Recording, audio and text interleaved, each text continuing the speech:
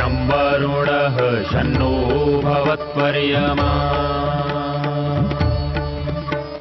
शन्न इन्द्रो बृहस्पतिः शन्नो विष्णुरुक्रमः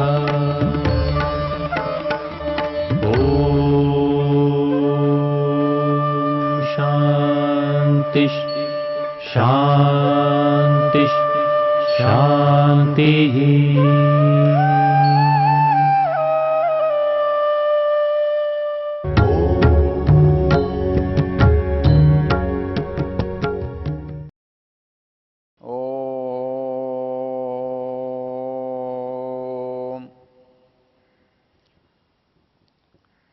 ओम। हमने इसमें देखा,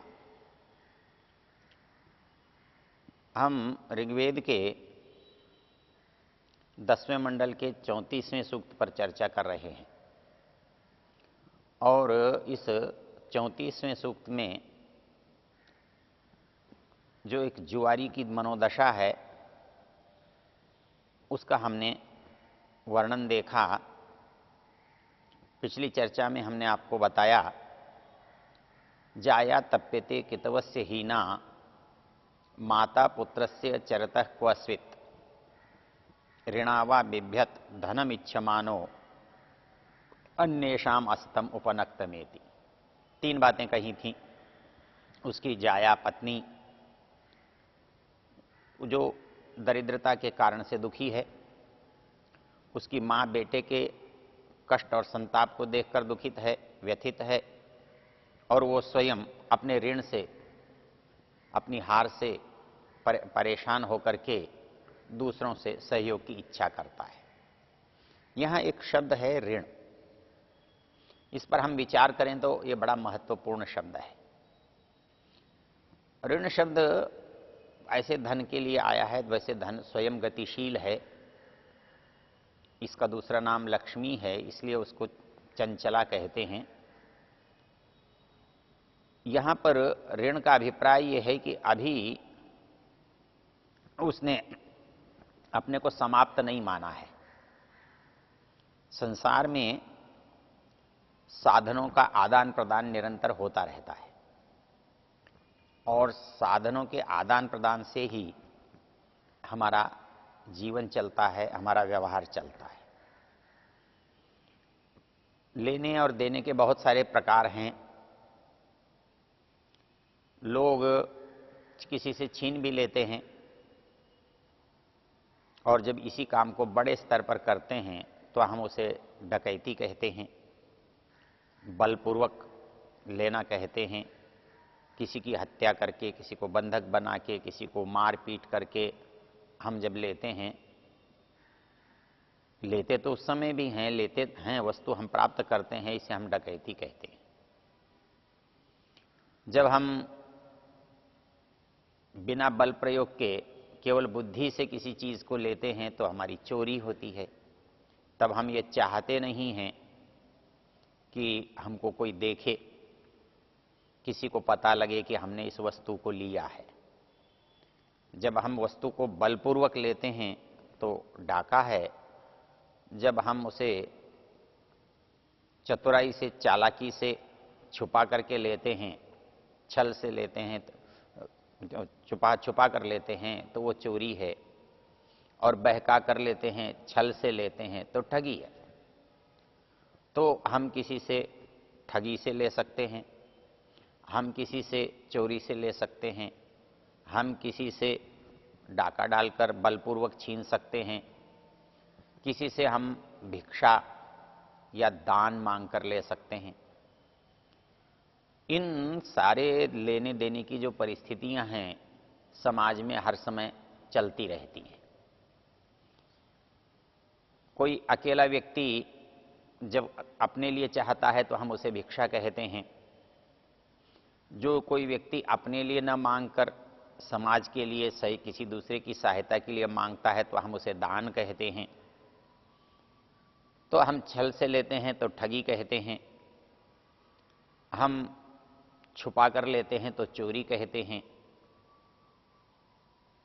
और बलपूर्वक लेते हैं तो उसे छीनना कहते हैं, गुंडागर्दी कहते हैं, डकैती कहते हैं, जैसी भी परिस्थिति होती है, ये लेने का एक प्रकार है।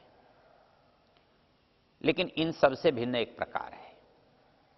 इन सब प्रकार में गई हुई वस्तु लौटती नहीं है। कोई हमसे चुरा ले गया, कोई हमसे ठग ले गया, कोई हमसे छीन ले गया, हमको उसके ले जाने का दुख होता है। हम वो वस्तु चाहते हैं पर उसका मिलना संभव नहीं होता। दान ऐसी चीज है जिसने हमसे न तो किसी ने बलपूर्वक लिया है, किसी ने न छला है, न ठगा है, हमने तो उसे अपनी इच्छा से, स्वेच्छा से दिया है। तो इस स्वेच्छा से देने में दे तो दिया, लेकिन उसके लौटकर आने की संभावना हमें मालूम है शून्य है, नहीं है। क्योंकि जब हम देते हैं तब हमारे मन में उसके लौटाने की बात नहीं होती। इन चारों पर पांचों परिस्थितियों में कोई गई हुई वस्तु हमें प्राप्त नहीं होती, चाहे हमने प्रसन्नता से छोड़ी हो या किसी ने हम पर मजबूरी से छुड़वाई हो। चोरी में, डकैती में, छल में, धोखेधड़ी में, ये सब ठगी में, ये सब अनिच्छापूर्वक गया हुआ धन है। दान इच्छापूर्वक गया हुआ धन है। तो धन चाहे इच्छापूर्वक गया हो, चाहे अनिच्छापूर्वक गया हो, ये जो परिस्थितियां हैं, ये उस धन के लौटने के बारे में कोई आश्वासन नहीं देती हैं। उनसे लौटने की कोई संभावना दिखाई नहीं देती। इसमें मूल चीज जो हमारे समझने की है कि एक बात है जिससे ये सारा संसार का व्यवहार व्यापार चल रहा है, चाहे वो मनुष्य का जीवन ही क्यों न हो, वो परिवार के संबंध ही क्यों न हो, वो समाज के साथ का लेन देन ही क्यों न हो, वो सरकार और जनता के बीच का व्यापार ही क्यों न हो, वो बड़े उद्योगपति का या छोटे दुकानदार के बीच का संबंध ही क्यों न हो, वो भौतिक क्यों न हो, वो अभौतिक क्यों न हो, एक ऐसी चीज है जो हमारे लेने देने का काम आती है। और उसमें एक विशेषता है, और वो विशेषता ये है कि देने वाला ये सोचता है जिसे मैं दे रहा हूं ये लौटाएगा। हो सकता है अधिक लौटाए, अधिक न भी लौटाए तो जैसी है वैसी मुझे जरूर वापस मिलेगी। एक लेने वाला है, वो भी ले रहा है, लेकिन लेने के बाद वो दान की तरह नहीं ले रहा है कि अब लेने के बाद मेरी हो गई। न वो छल से, न ठगी से, न बल से, न चोरी से, वो उस तरह भी नहीं ले रहा है। ले रहा है, खुले ले रहा है, लेकिन उन सब लेने से इस लेने का अंतर है।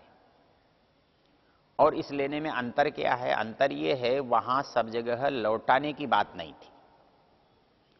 कोई चीज हमसे गई है, वापस आएगी ये संभावना नहीं थी। लेकिन इस लेने देने में एक निश्चित संभावना है और 100% संभावना है, 100% विश्वास है कि जो चीज मैंने दी है वो मुझे लौटकर मिलेगी। इस लेन देन की जो प्रक्रिया को हम ऋण कहते हैं। और ऋण जो है, जब जिससे भी हम लेते हैं, हम चाहे कभी तक भी न दें, लेकिन सदा ही हम देनदार बने रहते हैं। हम दान लेकर हमसे कोई मांगने नहीं आता, हम उसके देनदार नहीं बनते। हमने किसी से चोरी से ले लिया है तो हम कभी नहीं कहते हम उसकी देनदारी रखते। किसी से हमने छीन कर लिया है तो भी हमारे मन में नहीं आता कि हम उसको देना चाहते हैं या देना है। तो ये जो परिस्थिति है देने की, ये लौटाने की, देते समय मन में ये विचार रहना कि यह वस्तु मुझे वो वापस प्राप्त होगी, और लेने वाले के मन में निश्चित धारणा होना कि ये वस्तु मुझे लौटानी होगी, इस व्यवहार को हम ऋण कहते हैं। तो ये ऋण जो होता है संसार में, व्यवहार के लिए सबसे बड़ा साधन होता है, और इस बड़े साधन से हमारा व्यवहार चलता है। उसकी एक शर्त है, ऋण इस आशा से दिया जाता है कि ये लौटाया जाएगा, और लौटाने वाले की ये मान्यता होती है कि ये क्षमता होती है कि वो इसे लौटाएगा। ये उसकी स्वीकृति होती है कि मैं ऋणी हूं, मैंने लिया है, मैं लौटाऊंगा। तो ये जो परिस्थिति होती है, तो जब तक वो व्यक्ति अपने को ऋणी अनुभव करता है तो वो चाहता है कि मैं इसे लौटाऊं, वो लौटाने के लिए बाध्य होता है। और इसी तरह से जिसने वो ऋण दिया है वो उससे हर परिस्थिति में वसूल करना चाहता है, और इस वसूल करने के कारण से वो उस व्यक्ति को खोजता है कि वो मेरे से ऋण लेने वाला व्यक्ति कहाँ है, और उस खोज में ऋण लेने वाला तो छिपता है और ऋण देने वाला उसे खोजता है। जब कोई व्यक्ति ऋणी होता है और किसी को उसे धन चुकाना होता है, कोई चीज लौटानी होती है, वो लौटाने की परिस्थिति में नहीं है या लौटाने की इच्छा नहीं है, तो वो ऐसे व्यक्ति से बचना चाहता है, ऐसे व्यक्ति के सामने नहीं पड़ता। तो यहां पर जो बात कही है वो ऋणावा बिभ्यत, जो ऋण देने वाला है उससे वो डर रहा है, वो उसके सामने जाना नहीं चाहता है, उसकी परेशानी है, तो वो ऋण लेने वाले के बारे में सदा ये कहता है कि वो है, नहीं है। इसके लिए एक प्रेमचंद की बहुत अच्छी कहानी है जिसमें वो पठान ऋण वसूल करने के लिए एक व्यक्ति के घर आता है, और हर बार उसको सूचना मिलती है कि गृहस्वामी घर में नहीं है, और वो व्यक्ति आता है, गालियां देता है, धमकाता है, डराता है, और अगले दिन के लिए मांगने का निश्चित समय देकर के वो चला जाता है। ऐसा चलते चलते चलते जब वो बहुत गुस्सा करता है, अपना ऋण वसूल करना चाहता है, तब वो उसके दरवाजे पर लगे हुए पर्दे को उखाड़ देता है, फाड़ देता है, तो उसके जो अंदर की दशा देखता है कि जो परिवार के सदस्य हैं उनके शरीर पर तो कपड़ा ही नहीं है। तो उसे लगता है कि ये व्यक्ति कैसे ऋण चुका सकता है। तो ऋण जो प्राप्त करता है वो सदा भयभीत रहता है ऋण देने वाले से, वो छिपता है जो ऋणदाता है उससे। इसलिए जुआरी व्यक्ति, क्योंकि उसने ऋण किया हुआ होता है, ऋण उधार में लिया हुआ होता है, पराजय में उसको चुकाना होता है, उस चुकाने से बचने के लिए वो छिपता है, जिसको यहां कहा गया है ऋणावा बिभ्यत धनम इच्छमाना। तो वो ऋण बुद्धि जो है हमारे यहां, इसीलिए ऋण को बुरा माना गया है।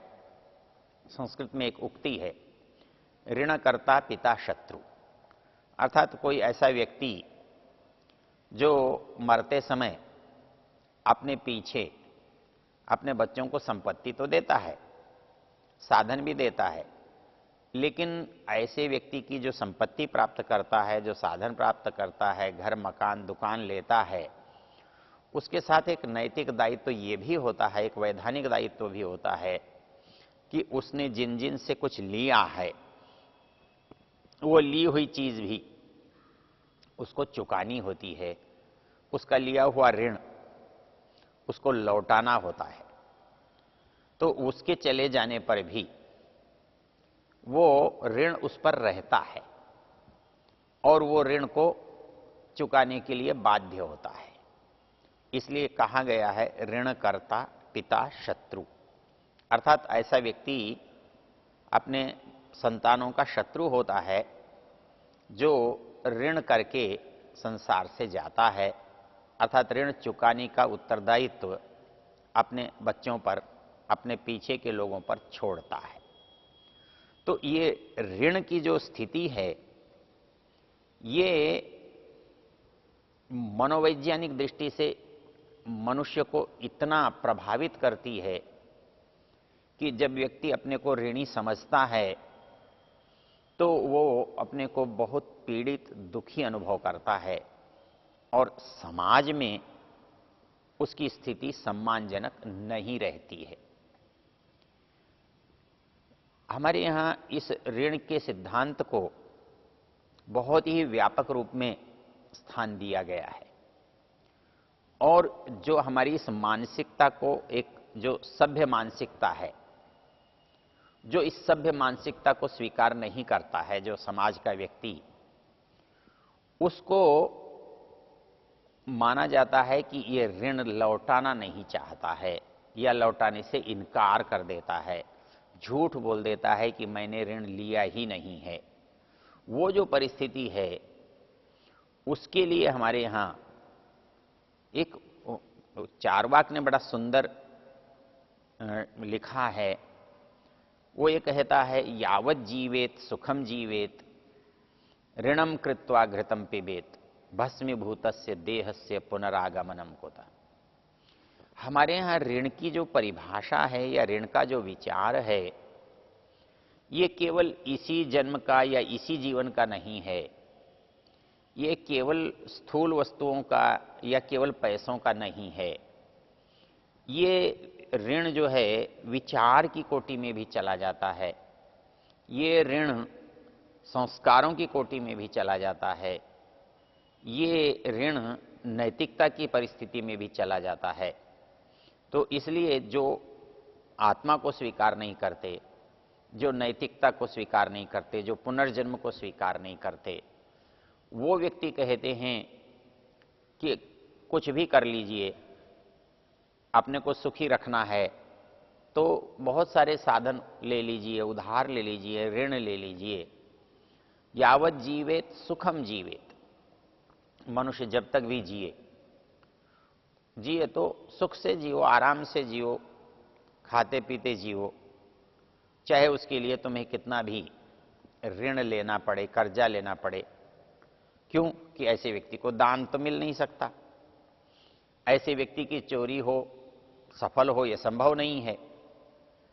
ऐसा व्यक्ति इतना बलवान नहीं है कि वो किसी से छीन ले। हाँ, इतने बड़े उसका समुदाय नहीं है कि वो किसी पर आक्रमण करके कोई प्राप्त कर ले। तो उसके पास केवल एक ही उपाय बचता है कि वो ऋण ले सकता है, और ऋण लेने में उसकी अनैतिकता एक ही काम करती है। वो ये सोचता है कि जब तक जीवित हूं तभी तक तो कोई मुझसे मांगने आएगा, जिस दिन मैं मर जाऊंगा तो मेरा कौन बचेगा देने लेने वाला। तो वो कहता है, यावत जीवेत सुखम जीवेत ऋणम कृत्वा घृतम पिबेत।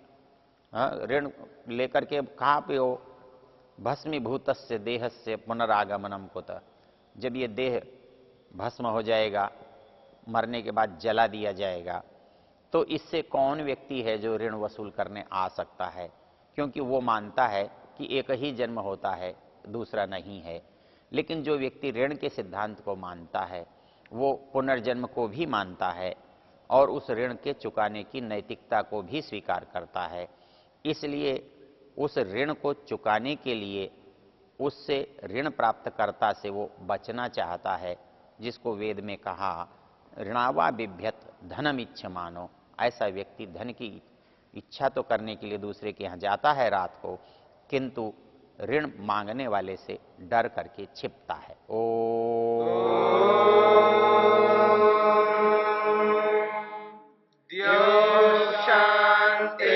शांतिरंतरिक्षम शांति पृथिवी शांतिरापः शांतिरोषधयः शांति वनस्पतयः शांतिर्विश्वे देवा शांतिर्ब्रह्म शांति सर्वं शांति शांतिरेव शांति क्षमा शांतिरेधि। ओम शांति शांति शान्तिः